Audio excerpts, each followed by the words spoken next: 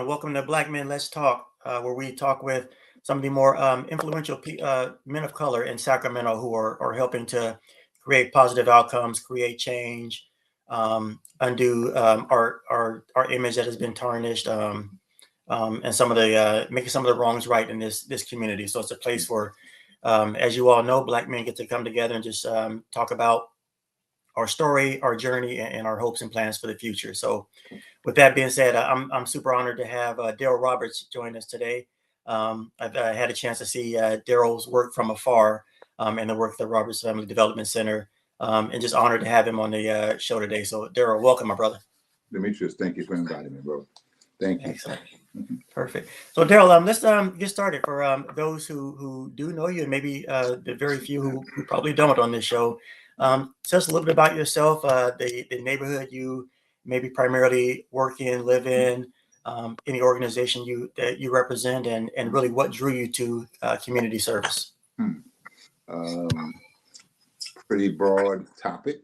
So start off, been in Sacramento, came here as a graduate student 40 years ago, and have never left. Never thought I'd be in Sacramento as long as I have been. I thought it would be a pit stop on the way, and it has turned into my life. Yeah. So started working in the community. I'm getting a little feedback.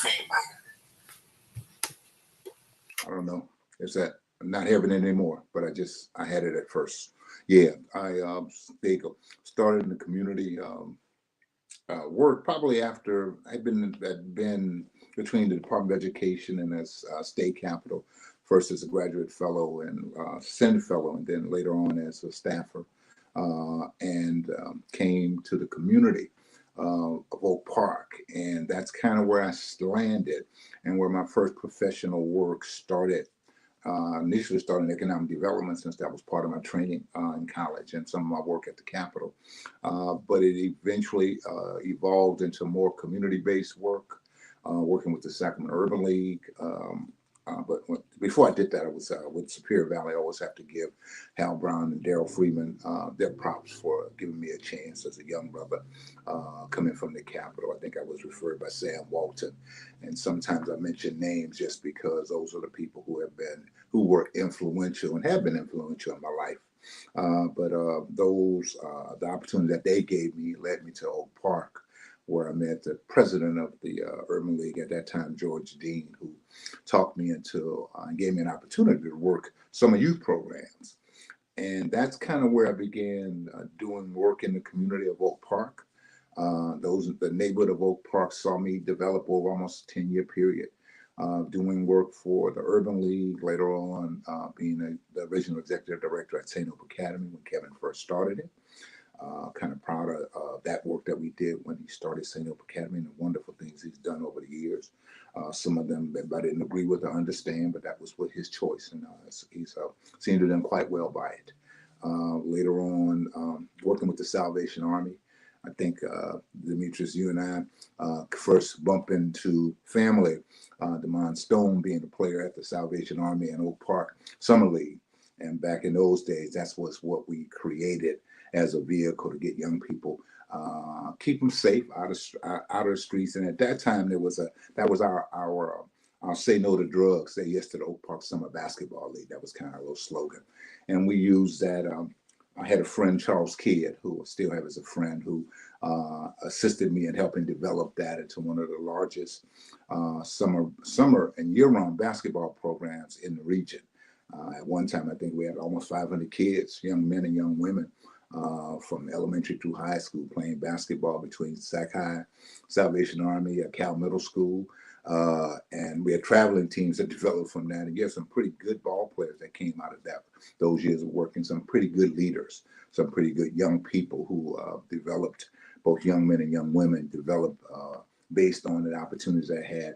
And some of them was not just because of sports, but also some of them who learned how to do organizational development, how some of us, we have certain city and state officials who started around the Salvation Army and Oak Park Summer Basketball. They learned how to do the scoreboard and how to be the team organizer.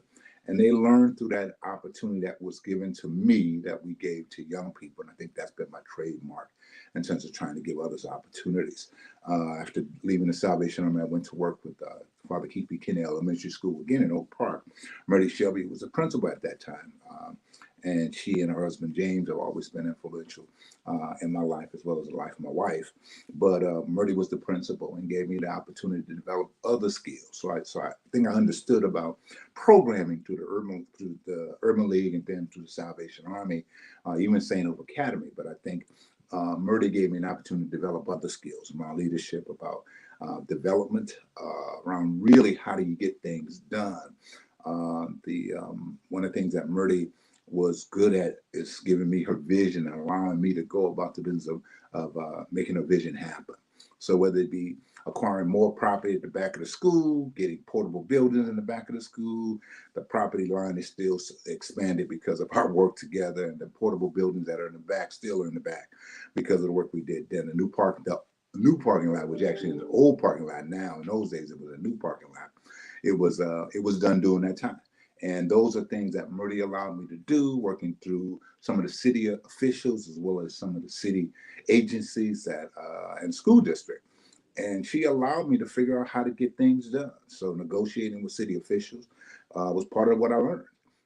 Not being afraid to ask for money for our community was one of the things that I learned. And I think some people at times when they don't know me don't recognize that that's what I think is missing in the equation right now. Our inability to get resources for our community that to benefit our community. And we have the resources, but we don't always have the political will to make it happen. And for me, that's kind of the part where I think we have to be better at. We have to be better advocates for resource development in our community. And that kind of is the genesis from which I do the work today. Excellent. Thank you, Derrell. Derrell, you probably have been instrumental in getting some of the programs started that myself and my cousin Damon and others in the community that have certainly benefited from. So I definitely appreciate it. And yeah, shout out to Damon Stone.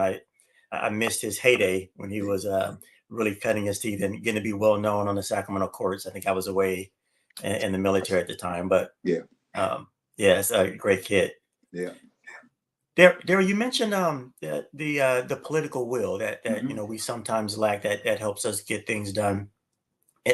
Do you think, or in your opinion, do you think that if more African Americans from our community sought roles in politics or became actively involved in politics, that would help alleviate some of that? Or what are your thoughts around that? I think that's part of it. I think the other part is a willingness of our community to hold folks accountable. And when I say hold accountable, not just say to them, you do, but assist them in doing, and thereby becoming accountable ourselves to making sure things happen. We can elect the council member ourselves, and they can't even look like us. But if we don't give them an agenda to follow, if we don't give them things that we expect for the 4 years while they're elected, it's tough because you're basically saying you're often are frustrated because you're thinking, why aren't they doing? Sometimes they don't know. The reality is they can only live in one part of the district at a time, one address. That's the rule, and that's part of it. The other real part is our districts are a little more spread out than we probably think about when I first started. Oak Park was primarily District 5, and now District 5 is Oak Park and part of Franklin and part of South area, and it's been gerrymandered to a point now where you got to recognize that whoever is elected in those spaces in those districts have more responsibility in just one neighborhood. I think in my heyday, Oak Park and Curtis Park were the primary beneficiaries of whatever happened in District 5. Well, things are spread out now. I live now in Del Paso Heights. I live in North Sac, and we serve our families in Del Paso Heights, but the council member represents Woodlake, North Sac, Del Paso Heights. It represents Hagenwood. It represents other parts of our communities that are there, and those are different communities having different needs. And if those of us who are or think of ourselves as being politically astute are not recognizing we got to stay engaged, we have to have more people staying engaged, by the way, but we have to hold them accountable to doing the work that we called them to do. And that can be as simple as taking care of trash pickup to as complicated as coming up with an economic development plan that benefits our community in a different way. One that allows us to be able to say that, hey, we require you as an elected official to stand up for us and fight, and we will fight with you. Most effective neighborhoods and communities are present at city council, and they're not just present there once in a while. They have a constant presence there, and that's an interesting observation when you go on a regular basis. At one point, maybe I'm probably 3 to 5 years ago, I was fairly visible at a regular presence, had a regular presence at city council, which gave me the chance to get to know people who, as we began organizationally growing, that was one of the reasons that it happened, because I knew people and I spoke to them and they spoke to me, and I saw them before they went on to the dais, and they saw me as they came off the dais. And it's just important that we recognize that that's the reality of relationship building that brings about political power.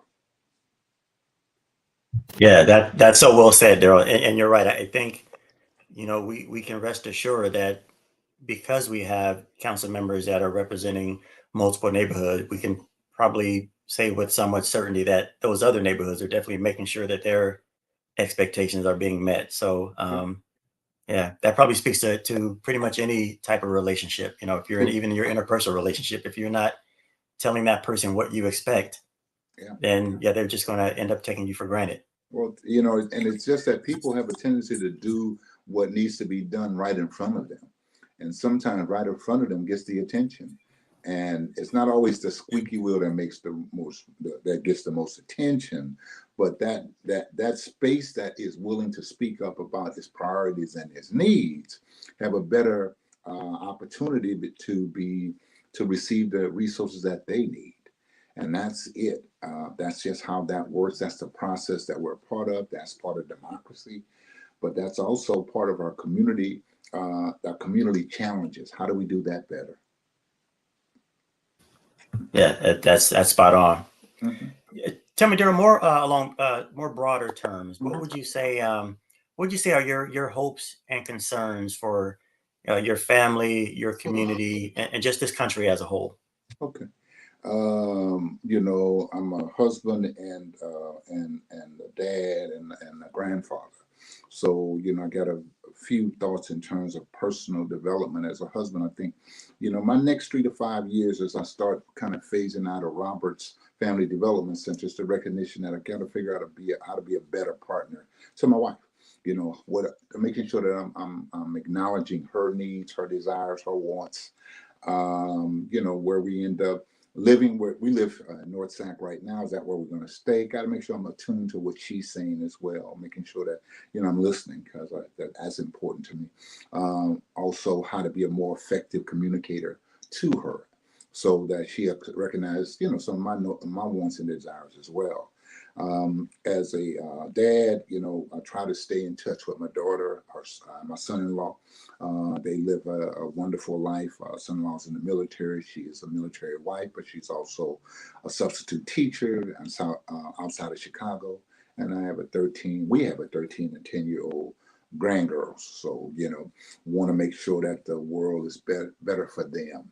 I get concerned about, some of the challenges we have in the streets, because those challenges don't occur just in our neighborhood, but sometimes those challenges that we see in our neighborhood occur in other neighborhoods as well.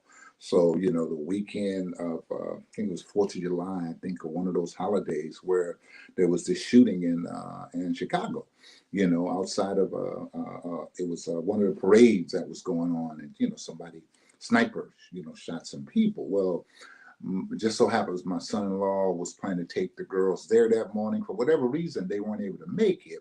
So when I first heard that, just check in and say, hey, we okay? Well, yeah, they were okay, but the reality is they could have been in the line of fire had they gone to that event. Well, so often that occurs in our community, where we hear something happen and we recognize that we could have been victims in those moments. And luckily we haven't. That hasn't necessarily touched as close personally for me, although, I got to admit, one of my favorite cousins back, oh man, 40 something years ago was killed by the Cherry Hill police down in Southern California. So police violence, police brutality became a personal issue in my family, and trying to deal with those emotions. I think one of your questions asked me about the emotions that are that I think about as we talk about our history as a people, our position as we are today.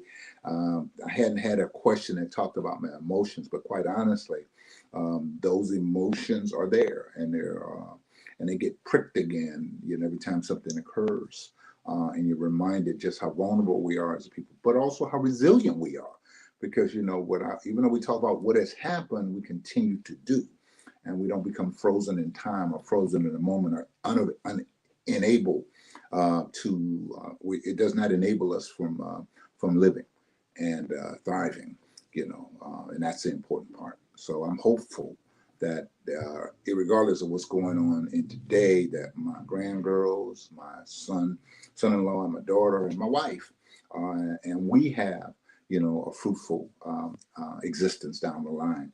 And that gives me hope that, the things that we do today have an impact on that. Oh, yep. Sorry, I had some mic trouble there.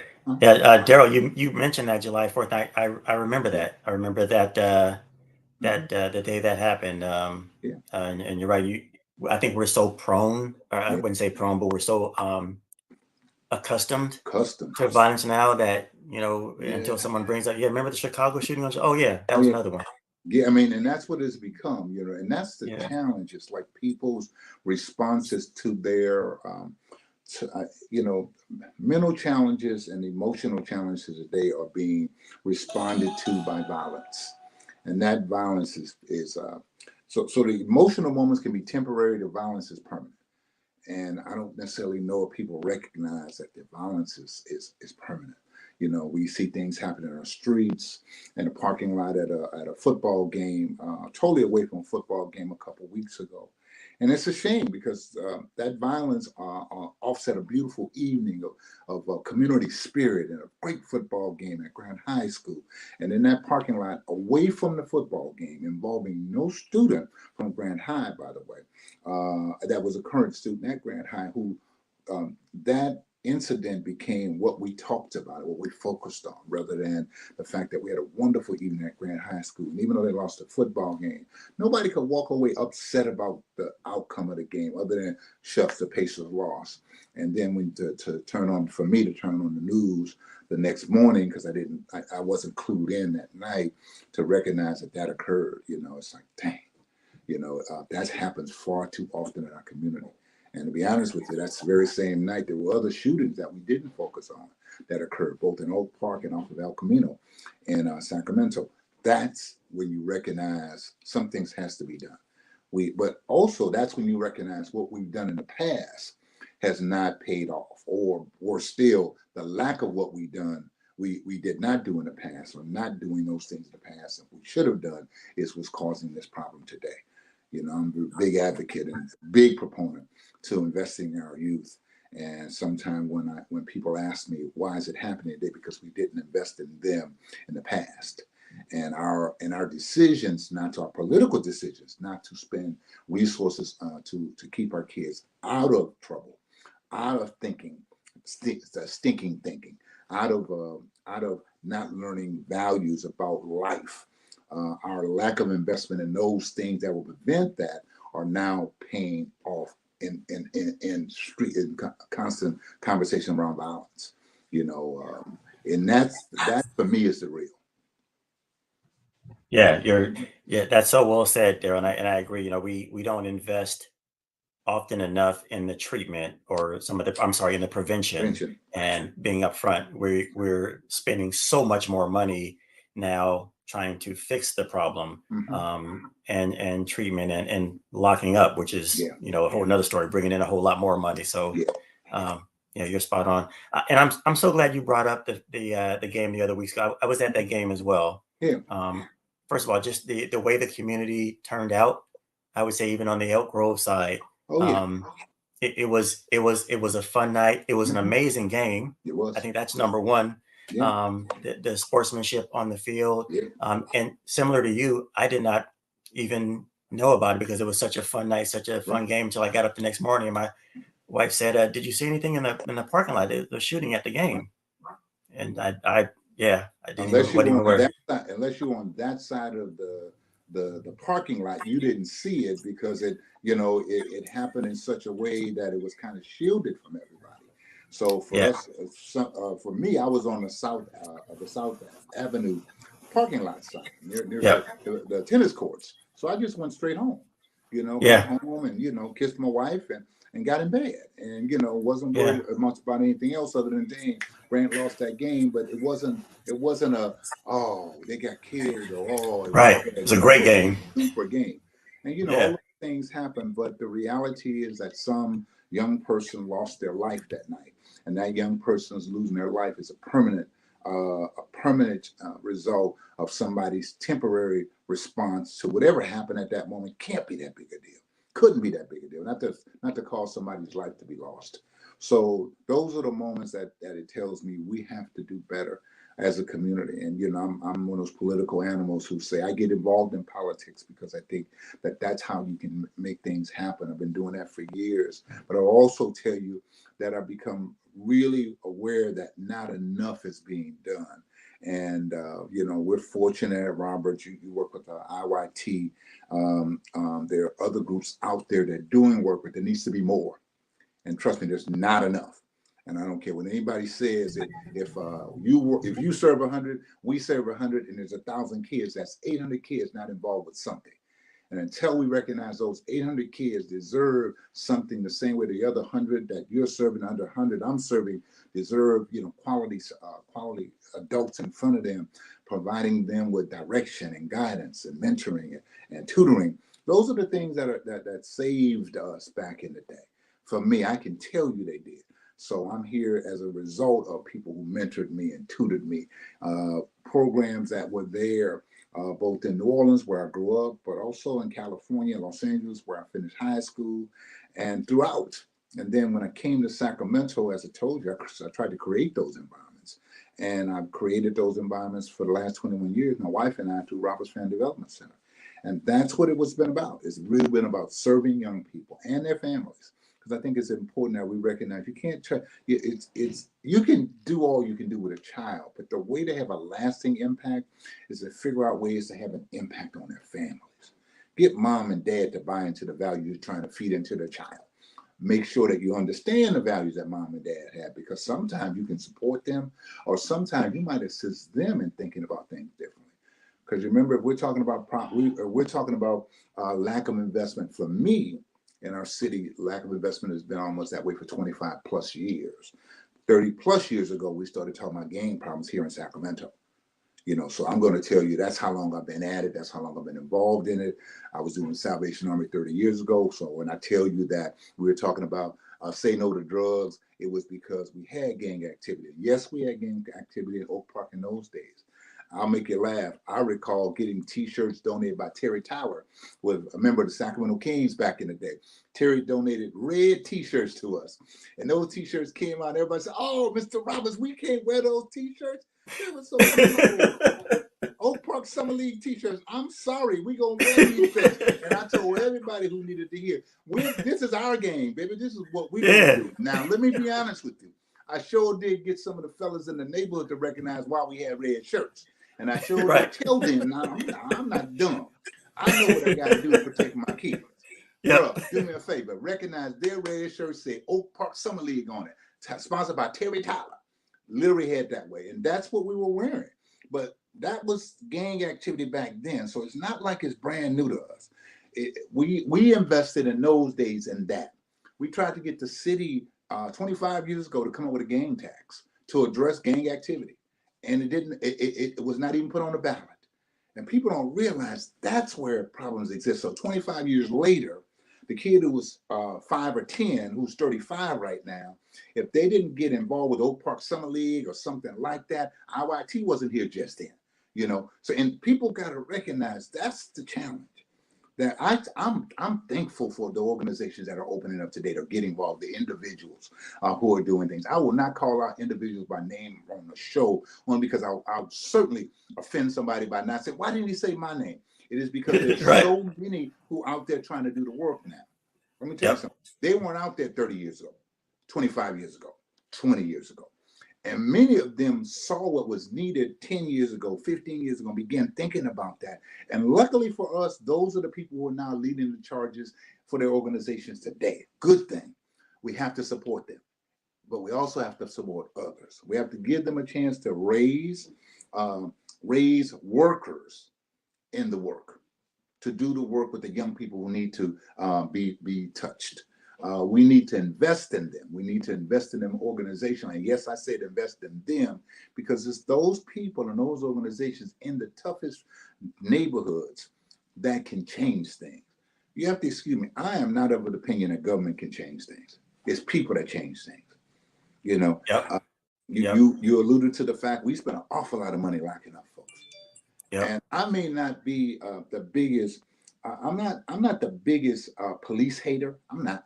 I'm not. I recognize the role that police play, but I'll also tell you the police's role could be more defined, allowing the community itself to take on those things before we have to call the police, before we have to, because some of that is about mental health, some of that is about economics, some of that is, so if you can give a kid a job, or you can start identifying young people who are not handling themselves well and not making good choices. See, if I'm working with a kid who's in 6th or 7th grade and they're making bad choices, how do we stop them to understand? How do we connect with them to make them understand that's a bad choice, so that they can see their choices will get them in trouble? Their choices will hurt somebody else. And whether it be that you push somebody down because they're smaller than you, your choice to push that kid down is getting you in trouble. It's causing you to lose some valuable quality time. Instead, you're getting punitive time. You're being taken away from program. You're not being allowed to participate. But do that early. Talk to them about those choices. Give them mentors. Give them tutors. Identify if they need some other support. So if they need counselors, if they need somebody to have regular lunch with them, they need a lunch buddy. Let's figure out ways to create that. And those things that are happening now are trying to do all those things, you know, in terms of making sure you incorporate tutoring, you incorporate mentoring, you incorporate, even for those who say they're incorporating policy development, they're doing that with young people, trying to teach them how to better advocate for themselves. I'm part of the Sacramento Kid First Coalition, and I have seen the development of those young leaders and have marveled at them. And honestly, I've taken a step back because I recognize they are the reason that things are beginning to happen in that area. So it's like it's their turn. You know, I have no problem telling you I am not a kid anymore. I'm not a young professional anymore. You know, and some people say, Mr. Roberts, you're so youthful. Yeah, but I got 62 years plus of being youthful. And you just got to recognize I know the real. You know, and I'm not trying to, you know, I'm not trying to do that. I'm not trying to be in those spaces where others are now. I'm not trying to, and I don't even feel a need to be in those spaces because there are people in those spaces. The opportunity to talk about the positives that are happening in Sacramento is because they are doing those positive things as well. And no longer can you just point to one organization or two organizations. There are multiple organizations out there doing good stuff. Yeah. Mm-hmm. Yeah. I'm so glad you mentioned that. There are a lot of organizations, and Mm-hmm. and I'm not privy to everything that goes on between Mm-hmm. organizations, but just the way nonprofits work and fund Mm-hmm. development work, sometimes we're kind of pitted against Yeah. each other, whether externally or internally. But I'm so glad you mentioned. I completely agree. There may Mm-hmm. be one thing that this organization doesn't have that resonates with this kid, but Mm-hmm. this organization does. Yeah. And as long as we're pouring into all of those organizations who have Yeah. that kid or those kids that identify with that mission, um, That's it. yeah, yeah, we all can provide something. So I think what people get caught up in is the lack of resources. We don't talk about that. Limited resources cause that competition, right? So I'm going to tell you that's why I'm supportive of I'm on your show, so I might as well talk about Measure L, the dedicated youth fund. Supported because that's $10 to $12 million available for youth activities that are done by both city agencies, nonprofit agencies, and others working with our kids. And see, you hit it on the nail on the head when you said some organizations reach that kid, some organizations reach that kid, some other organizations reach that kid. See, no, not one of us reaches across the board. I will tell you, not every kid fits the model of a kid in Roberts Family Development Center. And what I say by that, over time, you recognize I don't want to be there every day. Well, that's what we require you. We need the doses of positive attention in your life. We need to see you Yep. Monday to Friday. We do. We need to have you in program from 2:30, 3 o'clock to 6 o'clock. And that's Yep. because we have a structure in place. Not every kid wants to do that. Not every parent wants a child in that. And you have a right not to do that. But I'll tell you, there's somebody else who might fit your needs. Maybe my baby only wants to deal with sports. Okay, there's a little league basketball program. There's something going on. There's a music program. Or excuse me, there are not enough music programs. There are not enough spoken word programs, but they are there. Those are options that your child can know about. It's on Yep. us to make sure that the funding that allows us to expand those services. So that there are enough music programs, there are enough arts programs, there's enough spoken word programs, there's enough sports programs, both in school as well as out of school.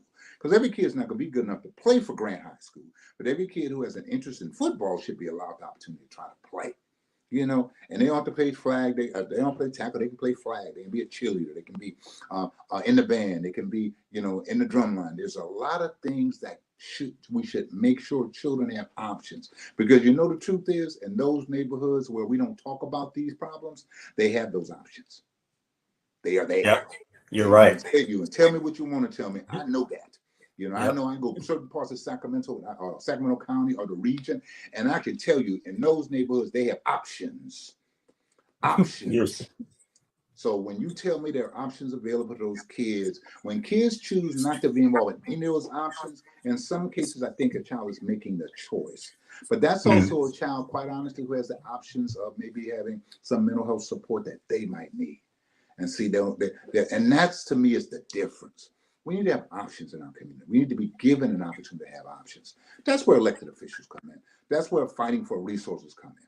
I'm one of those who remembers, and I've been around long enough to remember Bonnie Pinnell and Sam Pinnell as city council members. And I remember how they fought for Meadowview, how they fought for South Sac.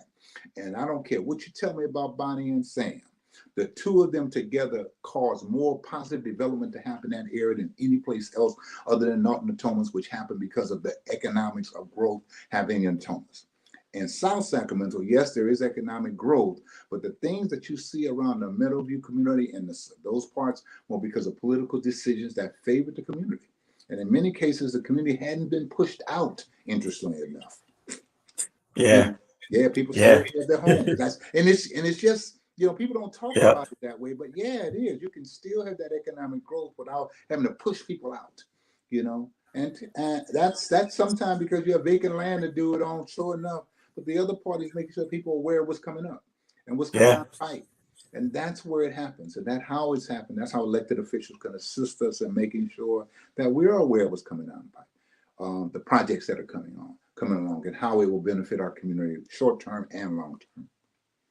Yeah, you're spot on. Hey, elections coming up. Measure L, Mhm, everyone. mhm. Definitely Yeah, pay yeah, attention, read up, educate yourself on it. yeah. And So I'll take a moment to talk about kind of a dark cloud for us. We got attacked pretty good 3 years ago when Measure L came out. We were one of those vocal organizations. I was a vocal individual around Measure L, and we were attacked because when we grew as an organization, we didn't have the fiscal space. We didn't have the fiscal strength that we should have had, the foundation that was needed. So we made some mistakes. Those mistakes came out in a lawsuit that was happening. We resolved the lawsuit. We took care of it, but it was a stain that people used politically against us and used against Measure, at that point, Measure G. And that was what caused the loss, the surprising opposition from some people who are friends, who right now today support Measure L, by the way. That also was the reason. But quite frankly, a lot of what happened back then for us caused Measure G to lose. I've been personally a little more quiet on the Measure L front. First of all, because I have young people in our organization who are Shelby Oliphant specifically, who have been our organizers, who've been doing the work for us organization. I don't have to do that anymore. I don't have to be that because I recognize even when my name is mentioned, a reporter who doesn't like us or doesn't like Measure L will quickly say Derrell Roberts. Oh yeah, I remember back in the day, and I'm sure they'll say that for the rest of my life. That'll be part of what'll have to be, the little line that somebody will use. But I'm okay with that because that was because we were fighters for what we feel was correct and what was right. And I believe today the right thing for the city to do is invest more in young people. Invest more in young people.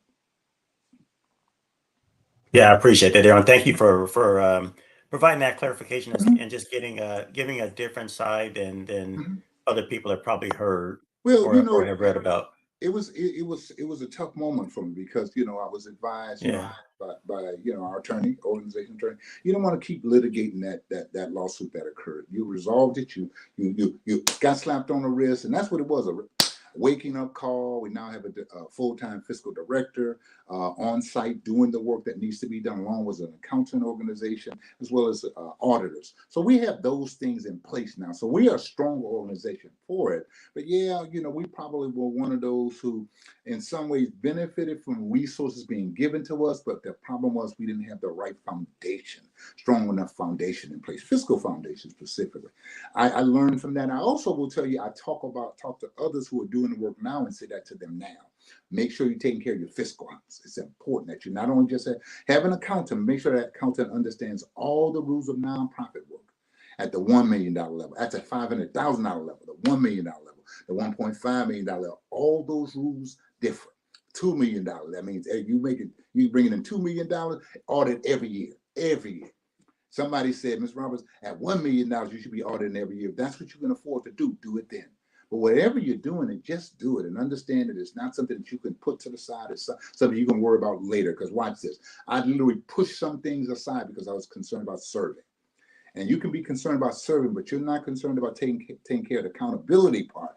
That's when you run into problems. We ran into problems. We dealt with them. We got through it. And frankly, Dimitrius, I will tell you, COVID was, for organizationally, COVID happened and it allowed people not to focus on that, but focus on our ability to serve. So we started doing the things that we normally did doing forever. We would just focus on because we were serving vaccination clinics, food distribution, being on Zoom with our kids. Those are just things that we did. And people began focusing on that. So the negatives went away for the most part. Occasionally, a reporter who decides that he doesn't care for, me or the organization, or doesn't like the thought of investing in our young people the same way I think we should do. They'll bring that up. But other than that, that's not heard anymore. And we're good. Yeah. Yeah. Yeah. Yeah. Mm-hmm. I appreciate it. I myself personally am happy to hear that, hear your side of the story, have the chance Mm-hmm. that we chat because Oh, yeah. just as I haven't been doing this nearly as long as you have, Mm-hmm. Daryl, but just in 2 years of leading an organization of big Mm-hmm. brothers, big sisters, we were challenged with staff. Oh, yeah. There were so many things we had to do that putting a finance person in place is not because we didn't want to or trying to hide something. It's Financial. because I'm focused on this program Yeah, and bro. serving these kids. And honestly, oftentimes we don't know what we don't know. Well, that wasn't my bailiwick. Right. That wasn't how I Right. got involved. I got involved in service. I got involved at the Urban League. My first thought at the Urban League was having a speakers bureau for kids. I mean, literally, I was trying to figure out how do I bring some positive role models into the high schools at Burbank, at Sac High. That's what I did. That's what I focused on. See, but I didn't have to run that organization. Same thing with the Salvation Army. I go to Salvation Army, or let's say St. Hope Academy. I didn't have to worry about finances. That was Kevin's job. So I worried about developing the organization. When I went to Salvation Army, I worried about, focusing the organization on more kids because I had a small group of kids that were there. And like I tell you, at some point we had 500 plus kids connected to the Salvation Army doing the work under the banner of Oak Park Summer Basketball League, sponsored by the Salvation Army. Well, those are things I did under service. Now, honestly, I wasn't as aware of the fiscal ramifications of what I was doing, except my boss said to me, Darrell, you have a budget of $150,000, $200,000. It pays for your people. Anything beyond that, you have to raise it. So I knew that if I wanted to take my kids to a tournament, I had to figure out a way to pay for it. See, that's my fiscal lessons early on. Now you can do that, but it's nobody who's going to tell you all of it until you have to learn it. And sometimes we step into spaces. So I go from the Salvation Army to the school district, which certainly didn't bother me about the monies that we spent at Keith B. Kinney, because that was Mrs. Shelby's responsibility. My responsibility to find resources to do the things that we want to do at Keith B. Kinney. So all I did was then finding resources for those add-on things. Not until I went to the Roberts Family Development Center and I became the point person for everything did I understand, whoa, the enormity of the responsibility. So when people call me and say, I want to start a nonprofit, I say, stop. Are you sure you want to do that? Yeah. Okay, cool. So let me tell you what we're going to talk about. How enormous that responsibility. Let's talk about that first. Yep. If you're willing to do that, then you're willing to take on the responsibility of running a nonprofit. But if you think that it's going to be all gravy and easy, and it's going to do that, now, especially not if you're going to grow. Because the minute you grow, the minute you begin pulling other people into it, and you have to pay people after a while to hold them accountable, because people volunteer only so long before you recognize you have wore them out. At the Big Brothers Big Sisters, I know you ran into that. People were not willing to volunteer that time because after a Oh while yeah. it That's became right. real difficult. IYT and Robert Family Development Centers, their payrolls have had to grow over the years to do the work that we organizationally have to do, as others have. But that's just the real, and people don't recognize that. And unless you are fortunate enough to have that as a background, and most people who do nonprofit work don't have fiscal as a background, you have to understand it is a necessary, not only evil, a necessary responsibility. Your fiduciary responsibility is a first calling, not a second calling. It's a first calling. It's an equal calling to your service responsibility. It really is. And for many of us, that's where it's like, oh man, this is a difficult thing to say I want to do. Because once you start thinking about it, it's not as easy as it looks.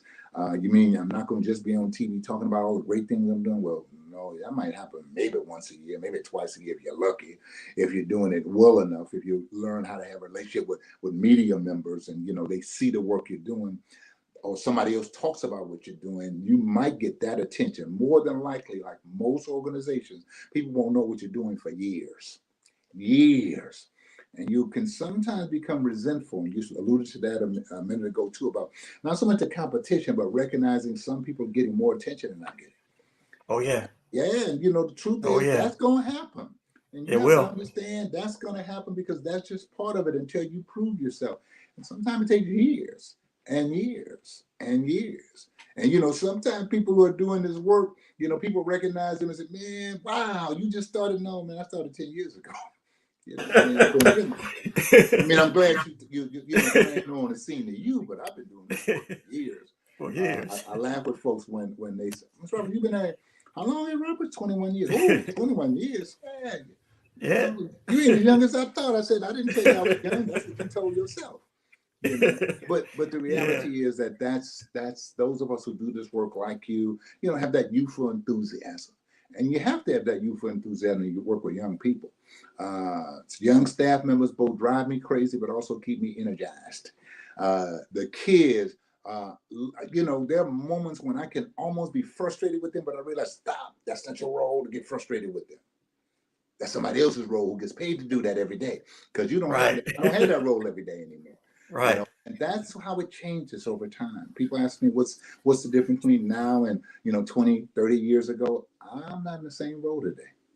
I am removed. My responsibility is to make sure we have resources to do the things we say we're going to do. That's my job. I have Yep. others who have the responsibility of day-to-day work. I think the challenge for most of us is trying to find people we feel are as committed to us doing the work as we did it, because it's different now. Yeah. You're spot on. You're spot on. That's Yeah, it's that's the different. challenge that a lot of us are Yeah, facing. yeah, it's different now. Um, Yeah, and yeah. some of it is setting realistic expectations, but the other part is setting expectations. And everybody doesn't want to meet those expectations. Well, maybe you shouldn't be in that space where you're asking us to pay you to be in. Because I'm paying you to be in that space, I have an obligation to have an expectation of you, because you should have an expectation of the kids, and expectations don't happen unless there's some consistency across the board. So Yeah. yeah. You're spot on there. I think that's the challenges we all yeah, I still consider myself fairly young, but Mm-hmm. even at 52, Mm-hmm. I'm looking for people who have the same passion and commitment and accountability that I had when I was Yeah. 30 or 35, because I Yeah. am similar to you. I have younger Yeah. grandkids, Yeah. but it's like, Mm-hmm. I don't have the energy nor the time, nor do I have the relatability that I Yeah. still had Oh yeah. with kids. And you know that. So honestly, Demetrius, my role with the kids, and they will tell you, Mr. Roberts comes in and gives a fist pump or a high five. That's my Yep. when I see them, because that's the, and I always tell them, let me look in your eyes. I like to see how you looking. Which no. I mean, I'll stay right there until I need to see you. I need to look at you. Well, that's just my way of connecting. But that's my role, because I'm not going to see them but for a few minutes. Truly, if I'm at Right. Grant High School, I'm at Allen Chapel AME, where our paces moving forward, our kids are at. I see them for that 2 hour window when I'm hanging out there, when the guest speaker's there, and I want to hear the guest speaker, because I'm always amazed at the people who say exactly what I know needs to be said, and I never Yep. prep them. I don't prep Mm. speak.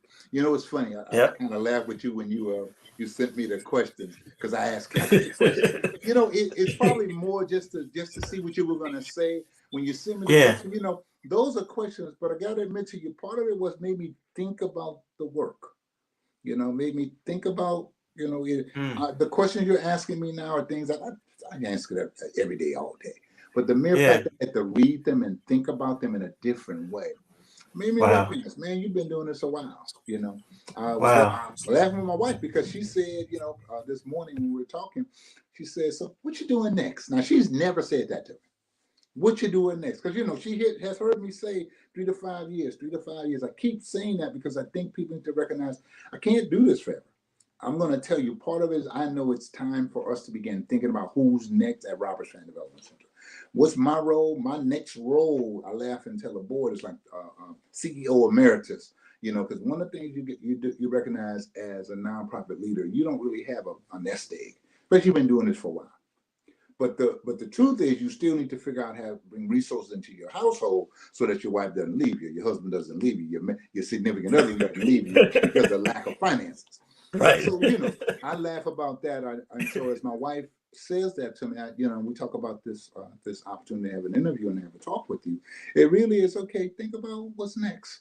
And I would say to anybody who's listening, if you've been doing this a while, and you're now in your 50s, you're now in your 60s, even if you're late 40s, think about what are you going to do after, because there comes a moment when you either become tired, or worse still, you can become irrelevant.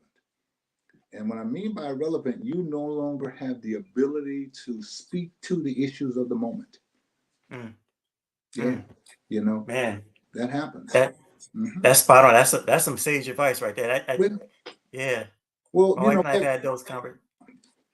go ahead. Yeah, sorry, my wife and I've had kind of similar conversations. Mm-hmm. We still feel young. I think in your 50s, you're still Yeah. at that. You're Oh yeah. still trying to hold on, Mm-hmm. but you also can see you Mm-hmm. probably have a lot more past you Oh yeah. than you have in front of you. Oh So, yeah. are we still going to want to be doing this Yeah. in 5 years? Yeah.